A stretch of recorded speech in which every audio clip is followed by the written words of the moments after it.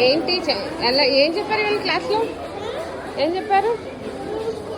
ఏం చేస్తున్నావు పదా? మళ్ళీ ఏం చెప్పారు?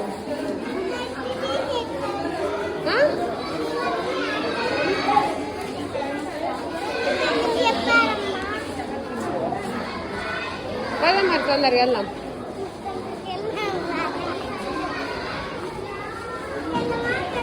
అటు వెళ్ళాలి. ఎలా వెళ్ళాలి మరి? పదా.